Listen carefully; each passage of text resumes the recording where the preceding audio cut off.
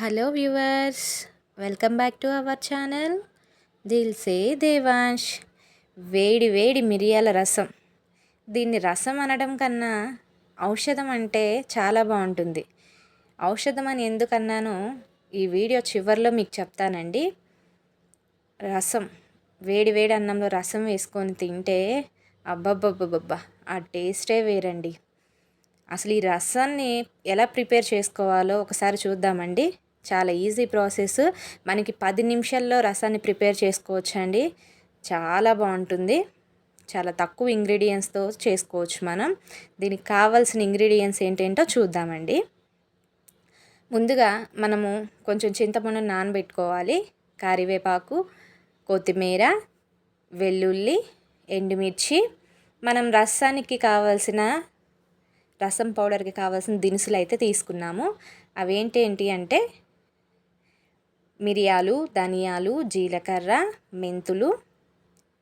వీటిని మనం పౌడర్ లాగా దంచుకోవాలండి. చిన్నులపై వేసి దంచుకోవాలి. మరీ మెత్తగా కాదు, కచ్చాబిచ్చాగా దంచుకోవాలి. దంచుకున్న దానిని ఒక పొయ్యి మీద గిన్నె పెట్టి మనం తీసుకున్న చింతపండు రసాన్ని పొయ్యి ముట్టించి మనం పొయ్యి మీద పెట్టుకోవాలండి.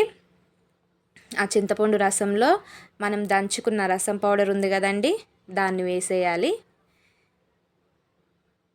కరివేపాకు, కొత్తిమీరను కూడా మనం వేసి తిప్పాలండి.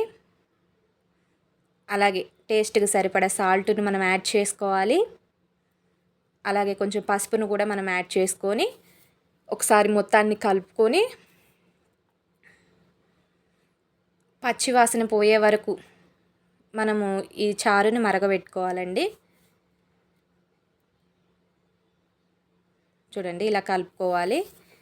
పచ్చివాసన పోయేంత వరకు మరగబెట్టుకుంటే సరిపోతుంది. మరీ ఎక్కువ మరగబెట్టాల్సిన అవసరం ఉండదండి. ఇంకొక స్టవ్ మీద మనం తాలింపు వేసుకోవాలి. చూడండి, చిన్న పాన్ పెట్టుకొని ఆయిల్ వేసుకొని ఆవాలు, జీలకర్ర, పచ్చిపప్పు ఇవన్నీ వేసుకొని మనం వేయించుకోవాలి. అలాగే 4 ఎండుమిర్చిని కూడా మనం యాడ్ చేసుకోవాలండి. చూడండి, అలాగే మిర్చి వేగిన తర్వాత మనం ఏదైతే రసం పౌడర్ని మనం ప్రిపేర్ చేసుకున్నాం కదండి, కొంచెమేమో పచ్చి పులుసులో వేసాము, కొంచెమేమో ఈ తాలింపులో వేసుకుంటాము. అలాగే కొంచెం కరివేపాకుని కూడా మనం యాడ్ చేసుకుందామండి. చూడండి, ఎంత మంచి స్మెల్ వస్తుందంటే ఈ పోపులో మనము ఆ రసం పౌడర్కి కావాల్సిన పౌడర్ని ప్రిపేర్ చేసింది వేసిన వెంటనే ఎంత మంచి స్మెల్ వస్తుందంటే ఒకసారి అయితే ట్రై చేసి చూడండి. ఆ స్మెల్కే మంచిగా తినాలనిపిస్తుంది. చూడండి, ఆ తాలింపు వేసింది ఈ రసంలో అయితే నేను కలిపేశాను. ఒకసారి అయితే మొత్తం ఇట్లా బాగా కలిపేసుకున్నానండి. చూడండి, ఎంత కమ్మటి వాసన వస్తుందంటే ఎప్పుడెప్పుడు వేడి వేడి అన్నంలో వేసుకొని తిందామా అన్నట్టే ఉందండి. చూడండి, ఒక 5 నిమిషాలు లో ఫ్లేమ్లో మనం దీనిని మరిగించుకోవాలి. దీనిని ఔషధం అని ఎందుకు అన్నాను అంటే ఇది డైజెషన్ ప్రాబ్లం ఉన్న వాళ్ళకి చాలా మంచిగా పనిచేస్తుందండి, ఒక మెడిసిన్ లాగా. ఎందుకంటే కాన్స్టిపేషన్ ప్రాబ్లం ఉన్న, డైజెషన్ ప్రాబ్లం ఉన్న వాళ్ళైతే రోజు ఈ రసాన్ని మీరు కానీ అన్నంలో వేసుకొని తిన్నారు అంటే మీకు ఆ డైజెషన్ ప్రాబ్లం అనేది ఉండదు, కాన్స్టిపేషన్ ప్రాబ్లం అనేదే ఉండదు. దానికోసమే దీనిని ఔషధం అని అన్నాను. ఒకసారి ట్రై చేసి చూడండి. ఇది పేదవాళ్ళ నుంచి పెద్దింటి వాళ్ళ వరకు ఈజీగా చేసుకోవచ్చండి ఈ ప్రాసెస్ని. పెద్ద పెద్ద సెలబ్రిటీలు కూడా రసంతో అన్నాన్ని, వాళ్ళ లంచ్ని, డిన్నర్ని కంప్లీట్ చేస్తారు.